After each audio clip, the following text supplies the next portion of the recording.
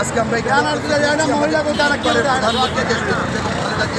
আমাদেরকে ছেড়ে চিরবিদায় নিয়ে শহীদ রাষ্ট্রপতি জিয়াউর রহমান সাহেবের সাথে শহীদ রাষ্ট্রপতি জিয়াউর রহমান সাহেবের একই সাথে আজকে এই জিয়া উদ্যানে শুয়ে আছে।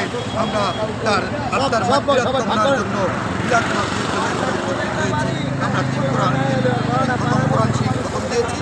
আমাদের পক্ষ থেকে ঢাকা মহানগর দক্ষিণের পক্ষ থেকে 3 খতম কোরআন শরীফ খতম দিয়েছি। আজকে আমরা দোয়ার উদ্দেশ্যে আমরা এখানে উপস্থিত হয়েছি। বাংলাদেশ জাতীয়তাবাদী রিক্সা ভ্যান অটো চালক দল আমাদের কেন্দ্রীয় কমিটির যে সমন্বয়ক আরিফুর রহমান তুষার ভাইয়ের নেতৃত্বে আজকে আমরা দীর্ঘ 16-17 বছর রাজপথে আন্দোলন করে গেছি। আন্দোলন সংগ্রাম করে আজকে আমরা এখানে উপস্থিত হয়েছি একমাত্র আরিফুর রহমান তুষার ভাইয়ের জন্য। তাই আরিফুর রহমান তুষার ভাইয়ের নেতৃত্বে আমরা কাজ করে যাচ্ছি। আরিফুর রহমান তুষার ভাইয়ের নেতৃত্বে আমরা কাজ করে যাব যতদিন আমরা বিএনপি দল ক্ষমতায় আছে, যতদিন বিএনপি বাংলাদেশে থাকবে, যত বছর যতদিন আমার মৃত্যুর আগ পর্যন্ত আমি তুষার ভাইয়ের নেতৃত্বেই কাজ করে যাব।